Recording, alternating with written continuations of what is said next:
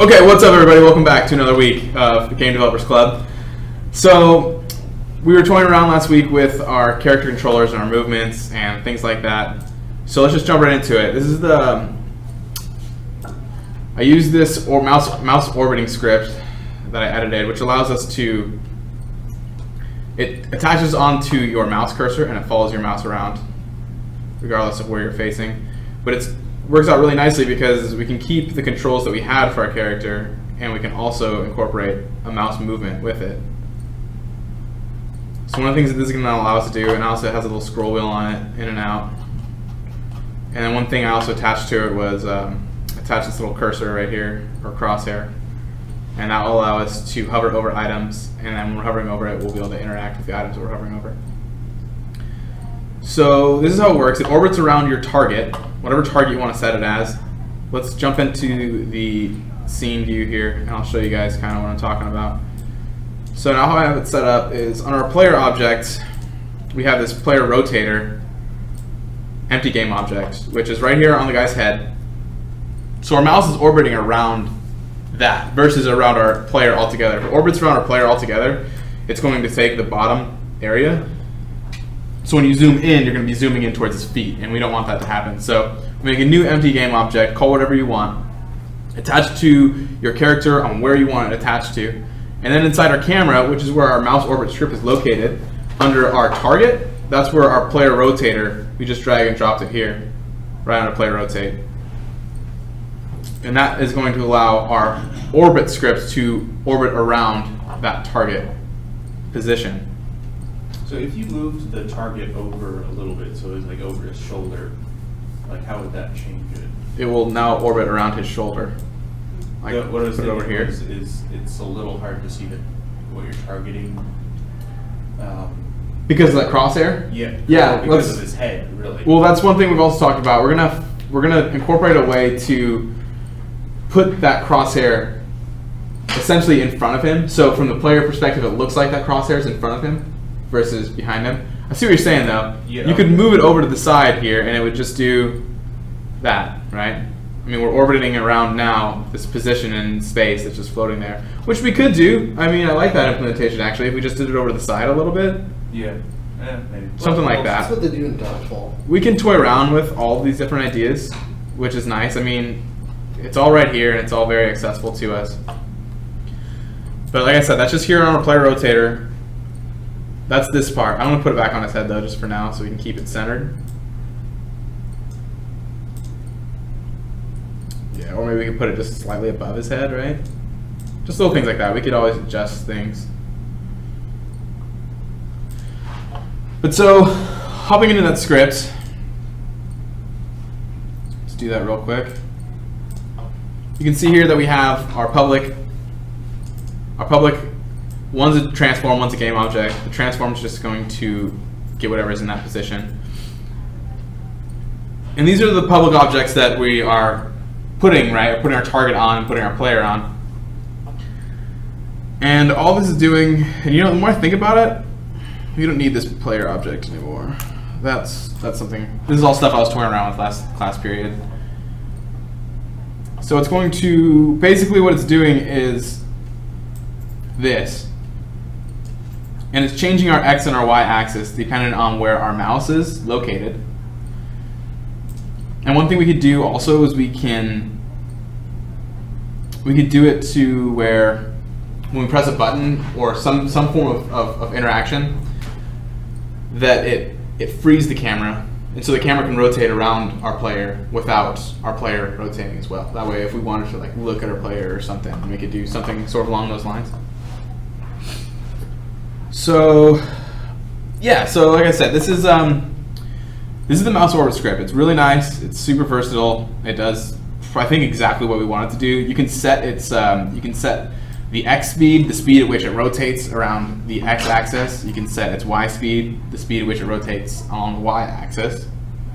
You can set its Y minimum limit and its Y maximum limit. Basically, that's just setting how far down can we go and how far up can we go. -20 is probably not what we want. We probably actually want a positive value because we don't want the camera to be able to go underneath the world, right? So we set this at like 5, or let's make it 10.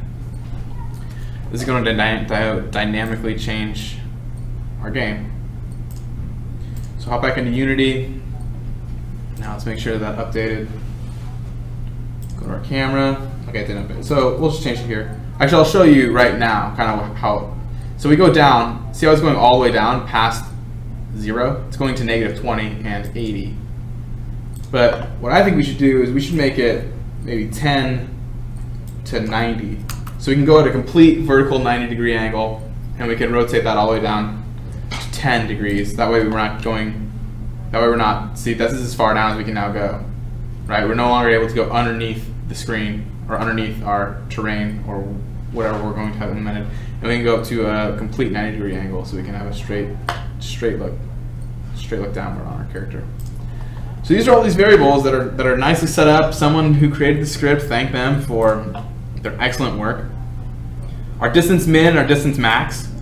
These are two variables that are going to set for our scroll wheel, how far back we can scroll or how close up we can scroll.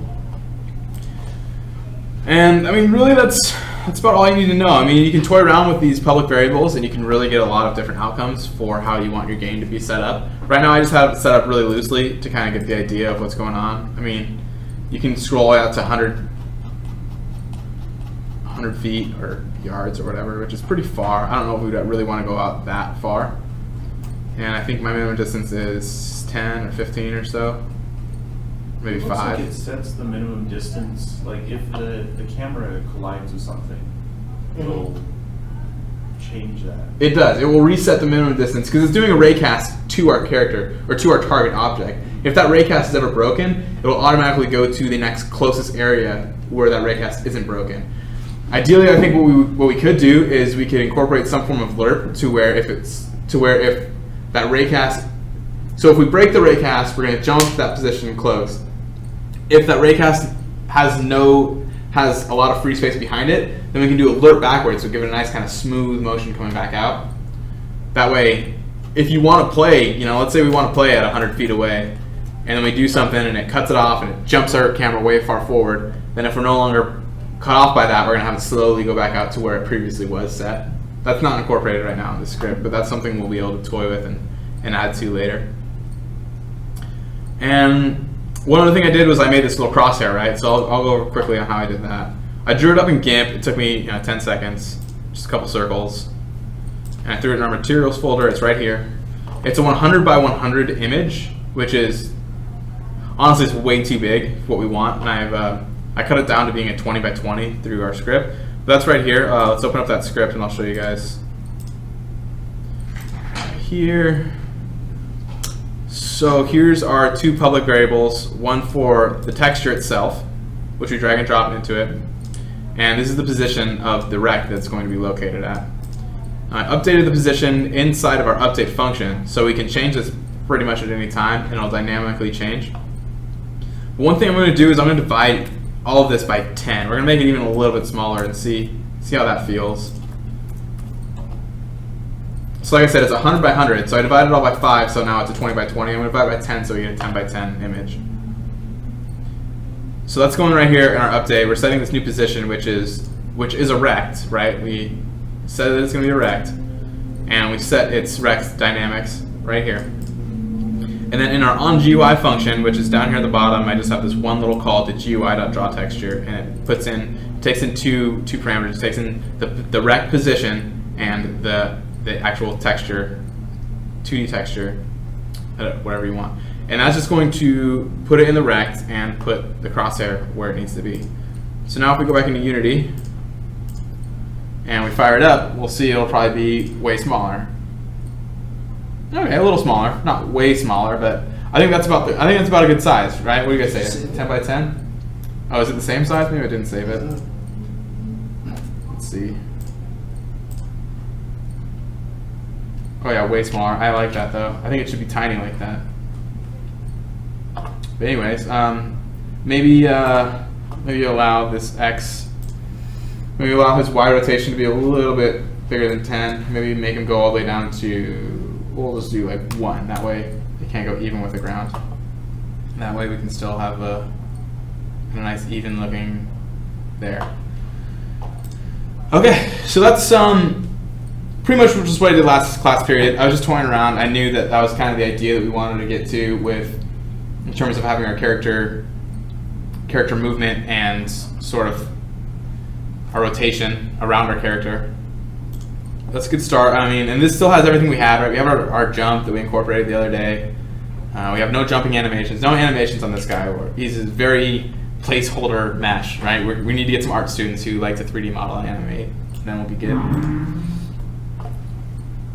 So that's like I said. Okay, so that's all I really did this last class period. Now, trying to catch you guys all up to speed on how to go in and manipulate all this stuff so we can actually start making this work. I'm going to update this project file and I'll put it back up on Trello for us, I guess. I'll probably put up a SourceForge link too for anyone at home who's watching and doesn't have access to our Trello account. So let's shift gears a little bit into one thing I was talking about last time was making, maybe not last time, but a while back we were talking about terrain. I know I was specifically talking to you about this, John. You thought that everything was going to have to be done in Blender, but I'm going to show you a little terrain trick with Unity on how we implement terrain here. It's a lot easier. So one thing we can do is let's just take this blue ground that's nothing. Let's just delete it. Let's go up here. Let's add in. I always forget where terrain is. Plus they changed it up on me. Let's go ahead and add in this new terrain. Let's move back a little bit. So this is like a blank slate, more or less, that you can manipulate this terrain. And this terrain has a lot of these cool little variables here that are just clickable boxes that you can pick and choose from. And these all have different settings, different things that you can change. And one thing you can do, for example, if you want to add some mountains, is you just highlight the little blue highlight area, and you just click, and you can drag, and you can make some mountains. And you can change how large size mountains you want. Right here, brush size, that's all it's doing here. And you can also change how fast you want to build with its opacity. Right? Put on a really low opacity, you're gonna get really small mountains. It's gonna take a while to build them up. You can also hold Shift, and it will lower the mountains by whatever brush size or opacity you have set. So this is probably how we're going to be, and actually this is definitely how we're going to be implementing our terrains in our game. You can do the next one over, you can set height. And then it'll only build to a specified height that you want. But probably the coolest thing about this, oh yeah, and then smooth height, right? So you can smooth out all your edges. Like I said, there's a lot of different customizable options that you have here for dealing with the terrain.